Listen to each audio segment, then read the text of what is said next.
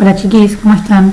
Bueno, arrancamos con la tercera parte de respiratorio, donde nos vamos a focalizar más en el proceso de intercambio gaseoso o hematosis, que es el intercambio de oxígeno y dióxido de carbono que se realiza entre los alvéolos y la sangre que circula por los capilares alveolares. ¿Se acuerdan que los alvéolos estaban rodeados de capilares sanguíneos?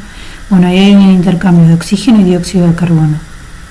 Ese proceso se llama hematosis y ocurre por difusión simple. Siempre esa difusión depende de la presión parcial del gas, solubilidad del gas, peso molecular, espesor de la membrana y área de la superficie. Para que les resulte más simple, cuando hablamos de la presión parcial del gas, es que estamos hablando de la cantidad del gas. Si de un gas hay mayor cantidad, tiene mayor presión. Si hay menor cantidad, tiene menor presión. Lo que pasa es que en términos, en este caso de gases, se mide en presiones. Entonces algo, creo que en química o físico-química el año pasado deben haber visto. Bueno, la solubilidad del gas, cómo se disuelve en el medio que está, el peso, cuanto mayor peso molecular, o sea, más grande el tamaño, menos difunde. Porque tiene que difundir, quiere decir atravesar las paredes delgadas de la membrana del alvéolo. Si la molécula es muy grande, le va a costar atravesarlos. Por eso depende también del espesor de la membrana, del grosor de la membrana del alvéolo. Y el área de superficie de intercambio. Esa disposición que tienen los alvéolos tipo ramillete, racimo de uvas, para aumentar la superficie de intercambio. De todas formas, de todas estas variables que intervienen o influyen en el intercambio gaseoso, nosotros nos vamos a centrar en las presiones parciales del gas. En las otras, por ahora no. Se las presento para que sepan que no es que solo depende de una sola variable. La presión parcial de un gas, las moléculas de los gases sí que forman el aire se hallan en constante movimiento. El impacto causado por las moléculas sobre la superficie de la vía respiratoria y de los alvéolos es la presión del gas. Y la presión del aire depende de la concentración total de partículas de gas. Otra vez, una idea ya deben tener, que las moléculas gaseosas son moléculas que están muy dispersas en el ambiente y en constante movimiento. Cuanto más moléculas hay, más movimiento hay también, más chocan con las paredes de los alvéolos. Y eso es lo que genera la presión del gas. La presión total del aire al nivel del mar, del aire total, ¿sí? Es de 760 milímetros de mercurio o 760 torr o una atmósfera. Son distintas formas de expresar lo mismo. Entonces, el 100% del aire tiene esta presión. De ese 100% de aire, o 760 milímetros de mercurio, 160 corresponden al oxígeno. O sea que del total del aire que inspiramos, solo el 20,84% es oxígeno. A ver, la atmósfera, el aire atmosférico, contiene, como ustedes ya saben, varios gases disueltos en él. Nitrógeno, oxígeno, dióxido de carbono y vapor de agua. Del total del 100%, solo 20,84% es lo que corresponde al oxígeno que incorporamos a nuestro cuerpo en una inspiración. Ahora, esto es el extremo de un alvéolo y esto es un capilar sanguíneo que lo está rodeando. En general, cuando los colores son rojos, quiere decir que estamos hablando de sangre rica en oxígeno. Y cuando lo estamos representando en color azul, estamos hablando de sangre que es rica en dióxido de carbono. O sea, contiene más porcentaje de dióxido que de oxígeno. Cuando nosotros inspiramos, el aire llega hasta el extremo del alvéolo y ¿qué pasa? Difunde hacia el interior del capilar, atravesando esto, el epitelio alveolar y después el endotelio capilar. No importa, ustedes recuerden que va a atravesar la membrana del alvéolo y la membrana del capilar. e ingresa al capilar, al torrente sanguíneo. ¿Qué pasa? Ahí el oxígeno es captado por la proteína que es la hemoglobina de los hematíes. Hematíes es un sinónimo de glóbulo rojo. Entonces, el oxígeno que difunde a través de la membrana alveolar y después de la membrana del capilar es captado por la hemoglobina de los glóbulos rojos. Entonces va a ser transportado a lo largo de todos los capilares, después venas y arterias, hasta las distintas células de los diferentes tejidos de nuestro cuerpo. Esta sangre es sangre que es rica en oxígeno y pobre en dióxido de carbono. Ese oxígeno va a ser distribuido a todas las células de nuestro cuerpo. ¿Para qué? Para que ocurra la respiración celular.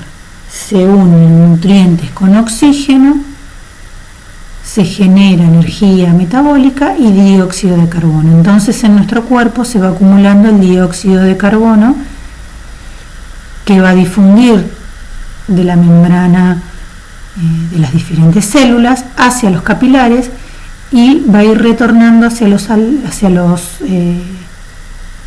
capilares alveolares con sangre que es pobre en oxígeno y rica en dióxido de carbono. También es transportado por los glóbulos rojos, pero ahora de vuelta hacia los alveolos y genera que el dióxido de carbono sea liberado hacia el alveolo y de ahí al exterior. ¿Se entiende? Al inspirar, la hemoglobina de los glóbulos rojos capta esos oxígenos y lo va a distribuir a todo el cuerpo. La hemoglobina que está en los glóbulos rojos capta el dióxido de carbono y lo retorna a los alveolos para que por difusión sean expulsados hacia el exterior mediante la expiración. ¿Saben por qué la hemoglobina es roja? Porque contiene hierro. Eso le da el color rojo. Cuando una persona está anémica es que tiene poco hierro en la sangre y impide que la hemoglobina logre captar correctamente las moléculas de oxígeno.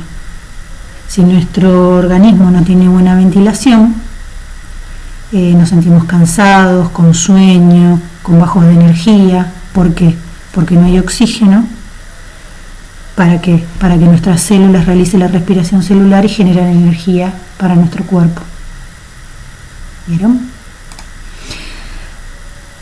Lo mismo, pero explicado a partir de las presiones parciales, porque vieron que en la filmina anterior yo les dije, bueno, el capilar llega otra vez al alveolar cargado de dióxido de carbono y el dióxido de carbono se libera hacia el alveolo para ser eliminado al exterior. ¿Qué pasa? Esto es posible por las diferencias de presión, por las diferencias de cantidad.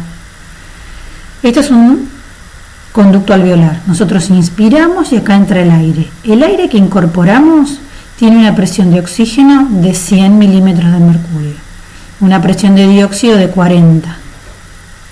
Esto que está en rojo representa un capilar, una sangre arterial.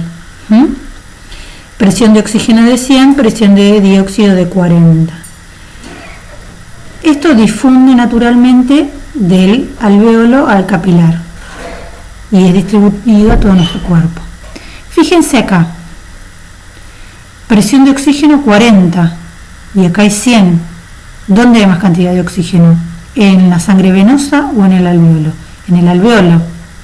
Por ende, el oxígeno va a tender a seguir este camino, desde donde hay más presión a donde hay menos presión, y no de 40 a 100. En cambio, ¿qué pasa con el dióxido de carbono? Acá hay 46 milímetros de mercurio de presión y acá hay 40. ¿Dónde hay más? En la sangre venosa. Entonces, naturalmente tiende a fluir hacia el conducto alveolar, que hay menor cantidad.